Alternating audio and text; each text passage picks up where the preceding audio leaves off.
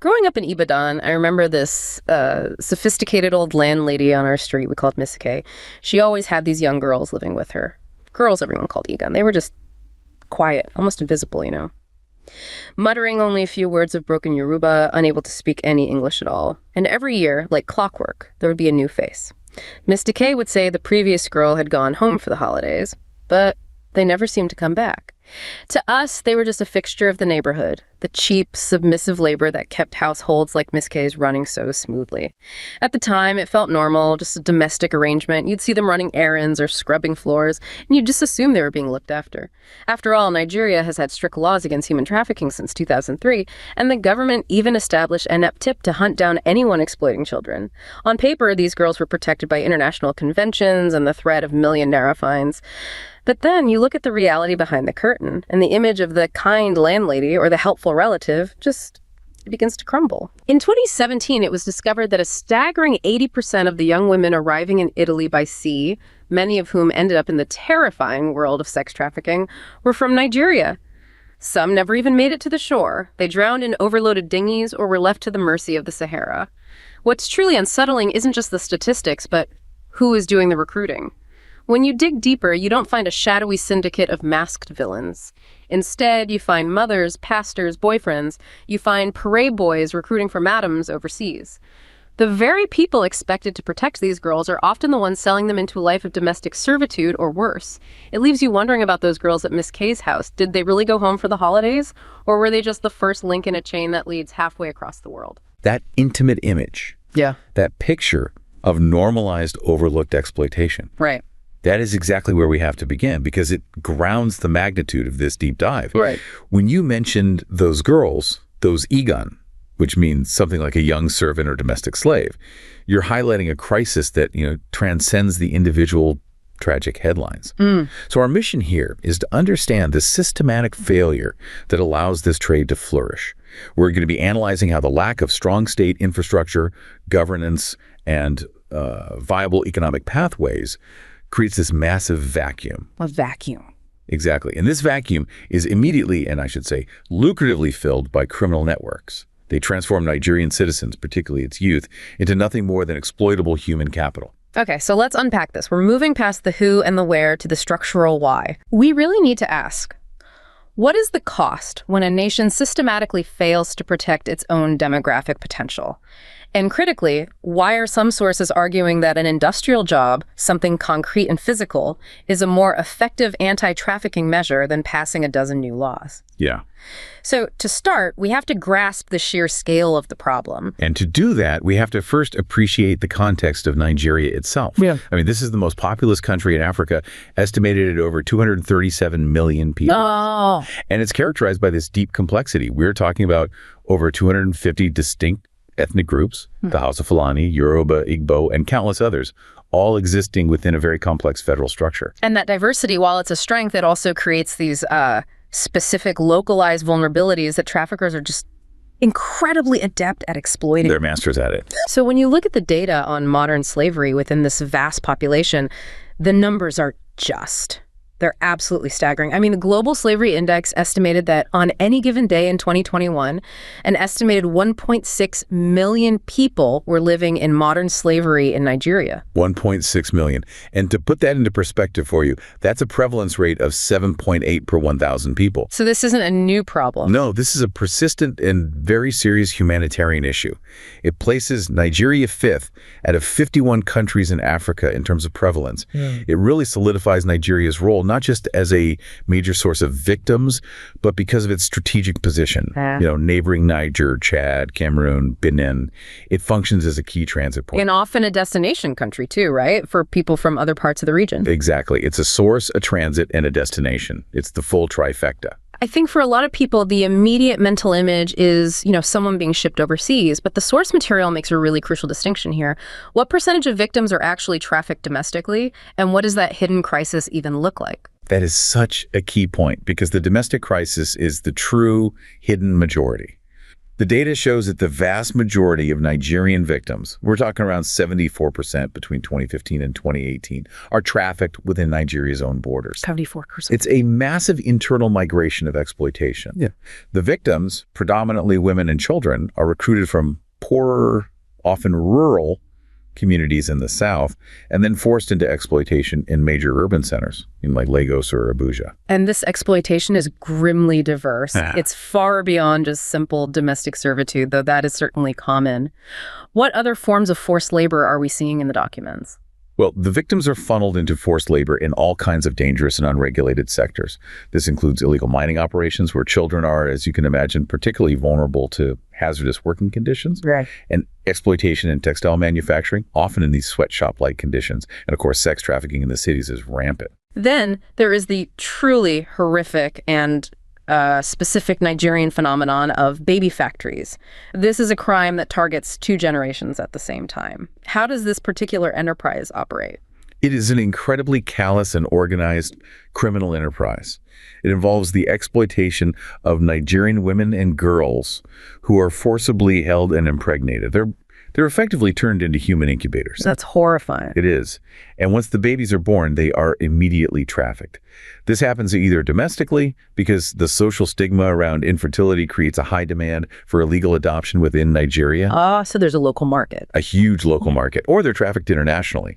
So the system exploits the mothers for their reproductive capacity and then the infants as a commodity. Yeah. So, I mean, it's just a profound example of how organized crime targets both the victims' bodies and these deep-seated cultural vulnerabilities in the society.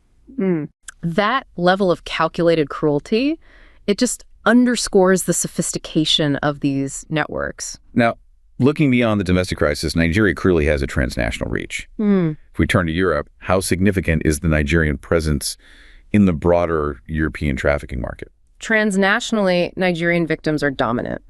They rank number 1. First among the top 5 nationalities of identified trafficking victims within the European Union. Number 1. Overwhelmingly, these are women trafficked for sexual exploitation. And while Italy has historically been the primary entry and destination point, often via that terrifying sea route you mentioned in the intro, the organized networks ensure victims are then moved across the continent to Austria, Greece, Latvia, Sweden.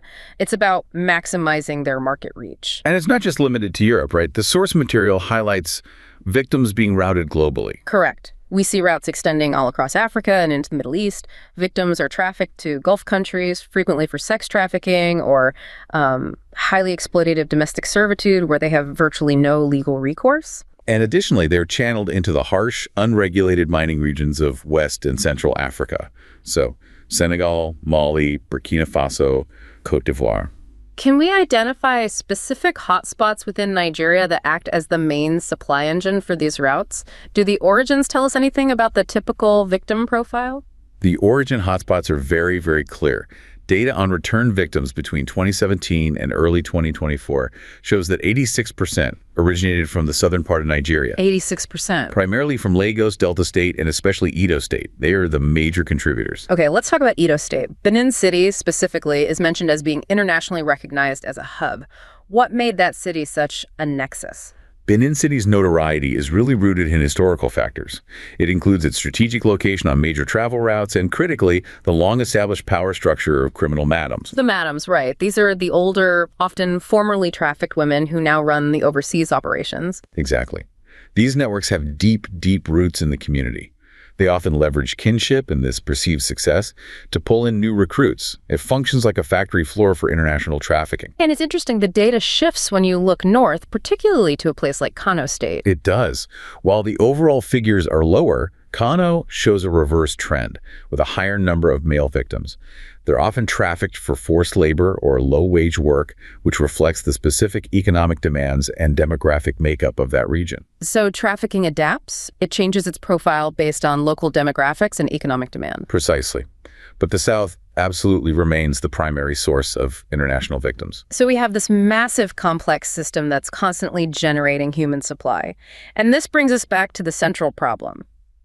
Why is a federal state, equipped with laws and specialized agencies, so utterly failing to protect 1.6 million of its own people? The crisis, it really begins with structural instability. We cannot analyze the willingness of victims to accept these insane risks without understanding the hopelessness that precedes it. Multidimensional poverty affects a staggering 63% of the Nigerian population. 63%. That figure alone should be the headline of every newspaper. Right. And when you layer on the challenges faced by young people, the demographic that's most targeted, the vulnerability becomes absolutely critical. Absolutely. When you combine that foundational instability with pervasive youth unemployment and underemployment, some sources suggest up to 55% of young people are struggling for secure work, you create a vast, desperate pool. Yeah. And this pool isn't just seeking money. They're seeking survival. Yeah. A basic level of stability that the state is not providing. And this is the ideal raw material for criminal organizations. And the lack of state capacity isn't just about economic policy, is it? It's about the literal failure of basic infrastructure and social services. How does that failure actively push people toward criminal solutions? It creates barriers to safety and reinforces desperation. I mean, consider something as simple as poor network coverage. It renders anti-trafficking hotlines virtually useless in rural or remote areas. Right. You can't call for help if there's no signal. Exactly. Accessing housing, employment, healthcare, it's a struggle for anyone, let alone someone fleeing abuse. And more acutely, in the North, persistent food insecurity has led hundreds of thousands of internally displaced persons IDPs to adopt what the sources call negative livelihood coping strategies. Which is a clinical way of saying what, exactly? It means resorting to begging, petty crime, and tragically prostitution, simply because they cannot secure food and shelter through any legitimate means. So if the government can't even provide basic order, it makes sense that Nigerians prioritize this failure. I was struck by that survey showing that the #1 problem facing the country was crime and security. Ahead of poverty and unemployment. Even ahead of poverty and unemployment, they are reacting to the collapse of state authority. And that is the crucial insight. This collapse creates an exploitation vacuum. And what happens when a state withdraws from its primary duty of maintaining physical security?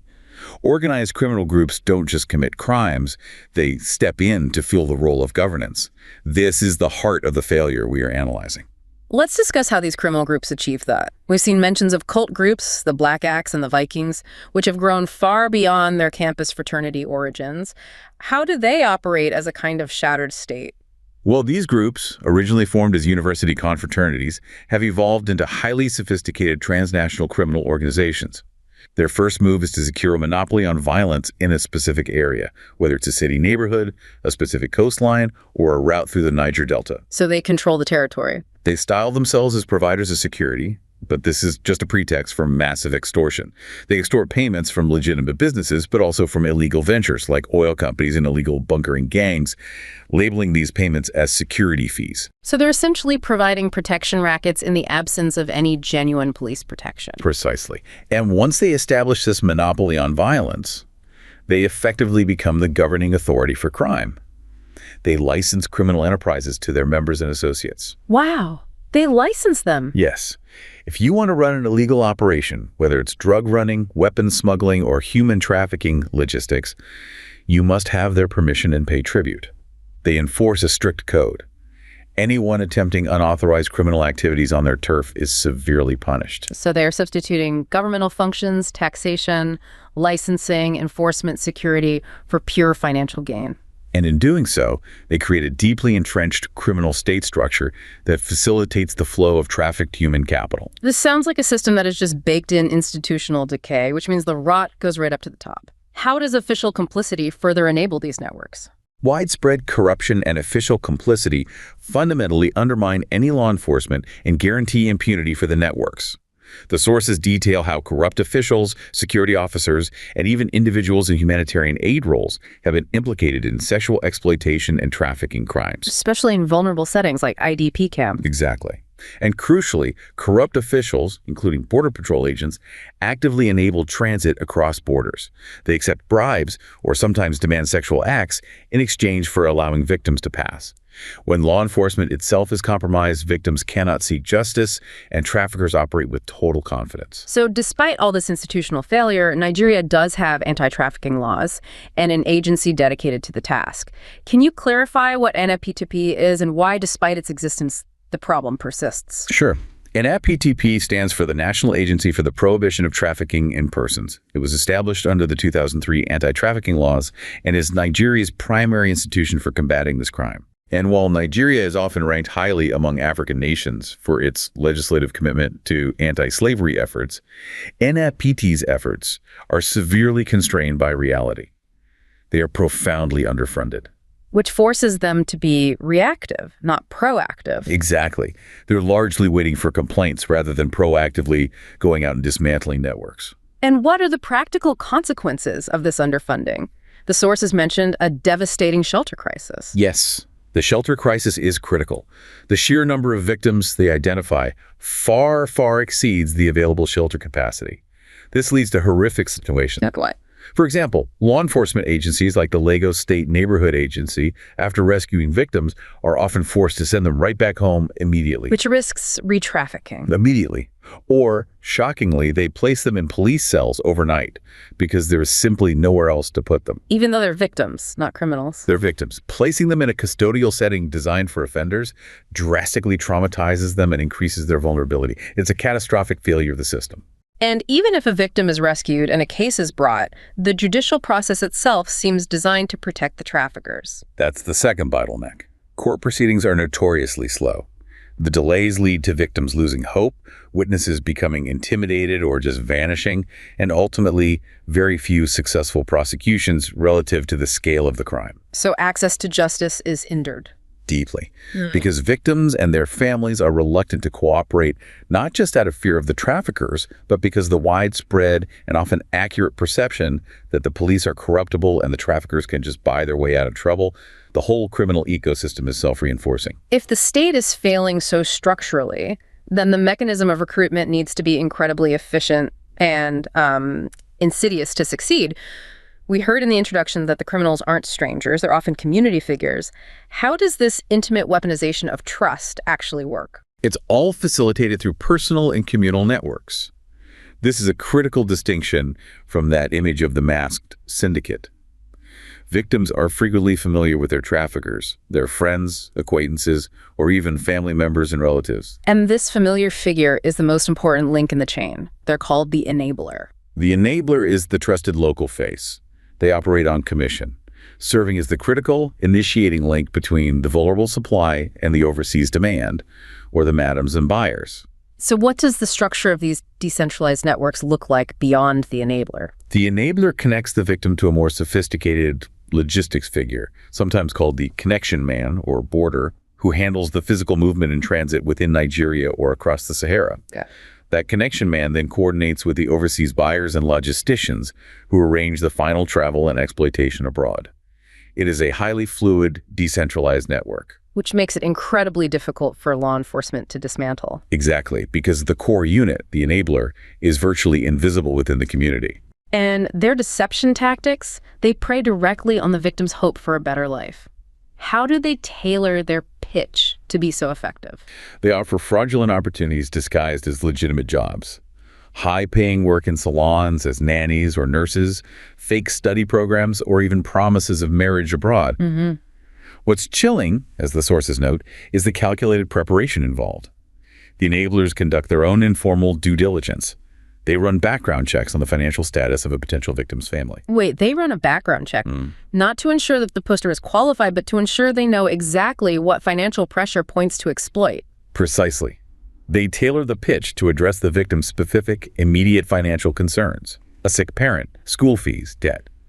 This individualized approach is why, as one key informant noted, the traffickers are constantly evolving. Their tricks abound. You track them on one, they bring out another. They weaponize familiarity, a deep knowledge of the victim's specific needs and desperation. It's pure psychological manipulation. So once recruited, the physical chains are often preceded, or I guess cemented, by psychological ones. Let's talk about the mechanisms of control. The sources list 5 primary methods: physical abuse, deception, psychological abuse, threat, and withholding wages.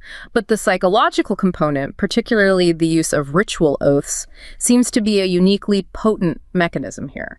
The role of juju oaths is central to Nigerian trafficking networks, particularly those feeding the sex trafficking routes to Europe. Traffickers force victims to participate in ritual oath-taking, often at shrines. The victim is made to swear secrecy, loyalty, and a promise to repay the debt incurred for their transport, sometimes under the threat of death or the belief that breaking the oath will bring catastrophic consequences upon them or their families. For listeners who may not understand the cultural context, why is an oath sworn at a shrine so much more binding than, say, a legal contract or a physical threat? Because it taps into deep-seated spiritual beliefs. In many communities, the power of these spiritual entities is considered immutable and far more reliable and inescapable than corruptible, ineffective state law. So it's a higher authority. A much higher authority. If a victim believes that breaking the oath will result in their sudden death, severe illness, or the destruction of their family, that psychological control transcends borders and even physical captivity. It maintains their obedience even after they theoretically escape the physical grasp of their immediate captors. It's the ultimate insurance policy for the traffickers. And the control mechanisms go beyond just ritual fear. What are the concrete threats that ensure victims remain compliant? They rely on severe concrete threats. They often know precisely where the victims' families live, making the threat of reprisal against loved ones a constant pressure point. Right. And this fear is exponentially compounded by the profound lack of trust the victim has in law enforcement, especially when they know the police are corruptible. And then isolation is paramount to maintaining control. How is that isolation enforced during the transit and exploitation phases? Traffickers seize communication devices, confiscate essential documents. If the victim is moved internationally, say, to the Middle East, a language barrier, not speaking Arabic, creates immediate and total isolation from the local population. So they're completely cut off. Completely.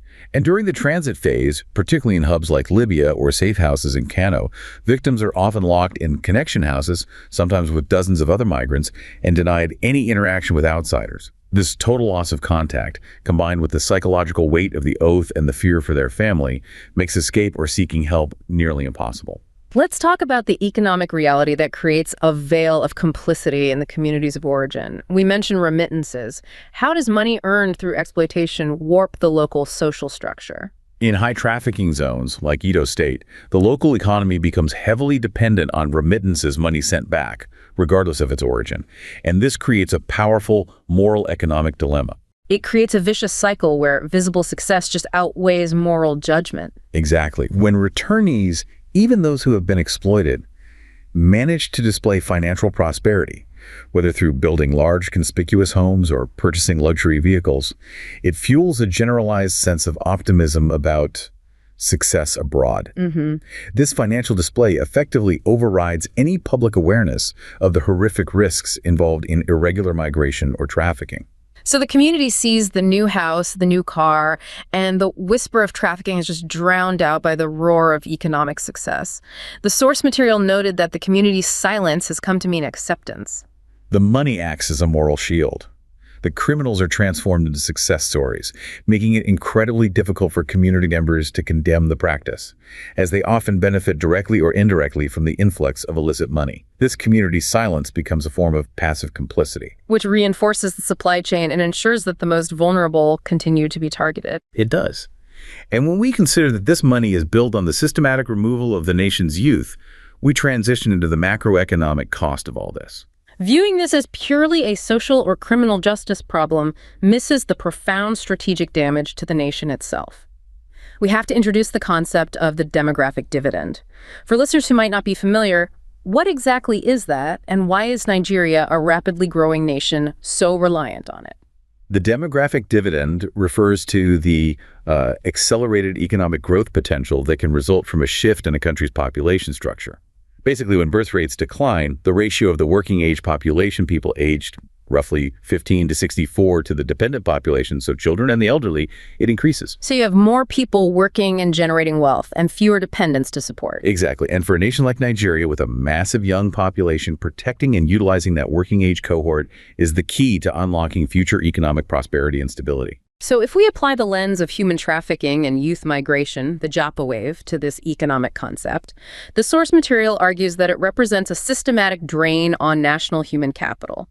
It describes the effect as a leaking bucket. The leaking bucket is a perfect analogy. The nation is systematically losing its most capable, educated, and aspirational youth. This happens whether it's through forced trafficking or the generalized wave of voluntary migration, known as the Japa wave. Which is a Yoruba word meaning to flee or to escape. Yes, and this phenomenon is exporting the exact demographic dividend Nigeria needs to capitalize on. The loss is profound, and it's twofold. Okay, let's analyze the first loss. Lost productivity. Victims forced into exploitation, whether in brothels, illegal mines, or domestic servitude, are working under conditions that prevent the full utilization of their existing skills and capabilities. Their labor is not contributing to the legitimate productive sectors of the Nigerian economy. So it depresses the overall national economic output. It directly stifles growth and development. The value generated by that individual is captured by criminal networks, not the state. And the second loss is the long-term degradation of human capital itself, which affects future potential. Exactly. Trafficking often targets children and disrupts the education and skill acquisition of young adults. If a potential nurse or engineer is forced into prostitution or illegal labor at a young age, their lifetime earning potential is significantly diminished. By removing this talent from the future workforce, the crime diminishes the economy's future talent pool. And it perpetuates a cycle of poverty and low-skilled labor dependence. If the youth are meant to be the engine of growth, trafficking is systematically removing the essential parts needed to run that engine. This systemic loss is fueled by a severe lack of local opportunity. What is the economic context driving the widespread desire to leave the Japa wave, and how does that connect to trafficking? Well, the official youth unemployment rate for ages 15-24 was 6.5% as recently as Q2 2024. But many sources argue this figure drastically understates the true picture. They suggest that 55% of young people are actually unemployed or severely underemployed. 55%. And crucially, there is a recognized disconnect between what universities teach and what the labor market needs, leading to significant skills gaps. This profound lack of opportunity combined with pervasive life insecurity. It means that 7 out of 10 Nigerians are open to moving abroad. And whether they leave legally or fall prey to traffickers, the result is the same. The community suffers the structural instability of losing its pillars. The source material highlights this consequence so clearly. The loss of community leaders, innovators, and stable families causes relatively stable societies to collapse or disintegrate into communities that are primarily dependent on remittances. Which fosters a culture of dependency, not local industry. Exactly. People wait for money from abroad rather than building something at home. We also have to acknowledge the economic analysis of trafficking as a highly profitable illicit market.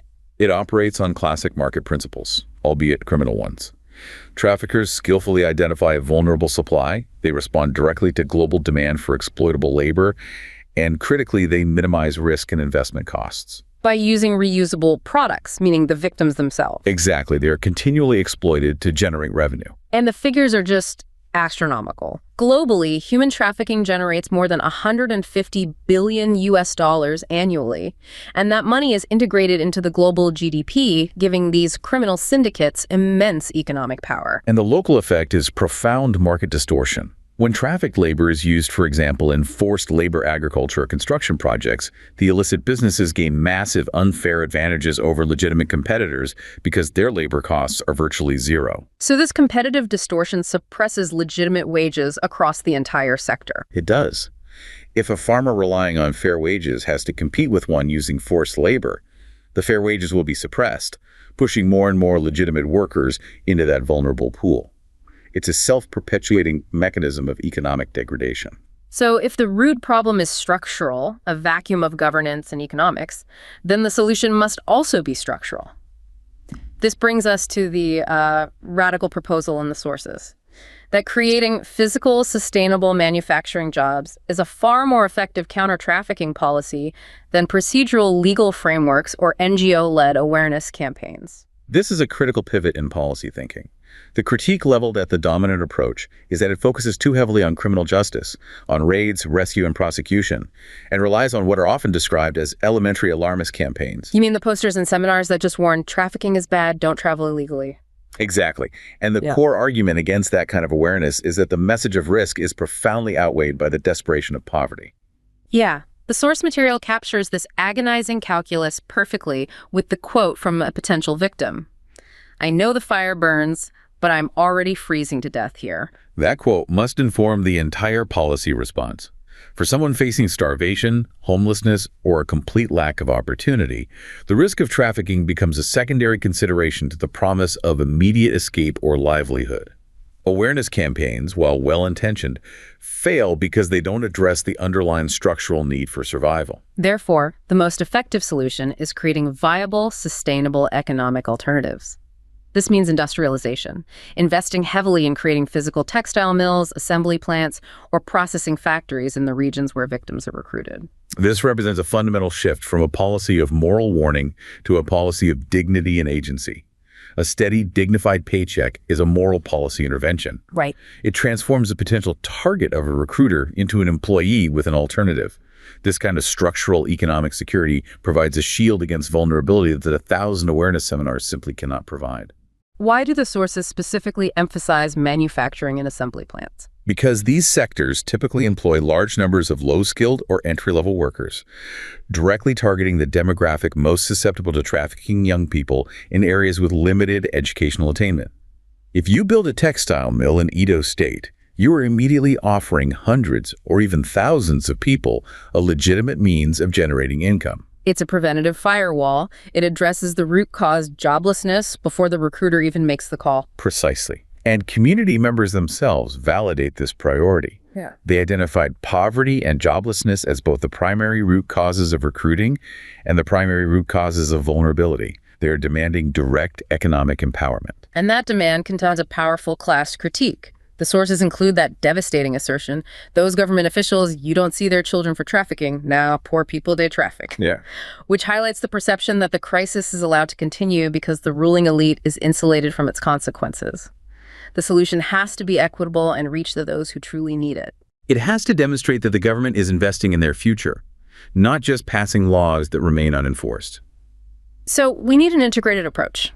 If industrialization is the economic solution, what are the necessary structural reforms that must accompany it on the governance and international fronts? Community stakeholders identified 4 critical parallel actions. First, the problem cannot be solved within Nigeria alone. There has to be a strong focus on addressing demand abroad. Recruiters will not stop unless destination countries, Europe, the Gulf, the U.S., significantly increase prosecutions of the exploiters, the buyers who sustain the market. They're the engine of demand. They are. Second, to counteract the market for illegal smuggling, destination countries must increase legal pathways. So more safe legal migration options. Absolutely. For work, study, or family reunification, it cuts the logistical legs out from under the criminal networks. And then internally, we return to the problem of institutional decay. How do we reform law enforcement accountability? Community members stress the need for establishing anonymous and actionable reporting mechanisms, specifically for corrupt law enforcement officers. This is crucial because corrupt security officers are known to actively aid and abet trafficking. For instance, by accepting a bribe of N50,000, that's about $35 per girl at the borders. So until that complicity is aggressively targeted, law enforcement will remain part of the problem. Not the solution. And finally, there's the need for a deep-seated mindset change to address the socio-cultural norms that feed the cycle. This is the most complex long-term challenge. It is. We have to address the deeply held socio-cultural norms that devalue women and contribute to the pervasive mindset that prostitution is a viable exit from poverty, or even a pathway to wealth via remittances. This requires cognitive restructuring interventions, changing the thinking patterns that lead communities to either accept or even applaud the display of wealth derived from exploitation. That cannot be solved by law alone. No, it requires societal re-education and the restoration of hope in legitimate labor. So the human trafficking crisis in Nigeria, it can't be solved merely by stronger laws or more awareness campaigns. It is fundamentally a crisis of economics and governance. The vacuum created by failed state capacity, endemic poverty, and lack of dignified work will always be filled by organized crime. True protection of the nation's human capital, its demographic dividend, requires heavy investment in physical job creation and structural reforms that restore basic social order. It has to provide tangible hope, not just legal frameworks and moral warnings. The issue is structural. The solution must be structural. If the state refuses to invest in the future of its youth, it is effectively ensuring that its greatest asset will continue to be harvested by the most organized criminals.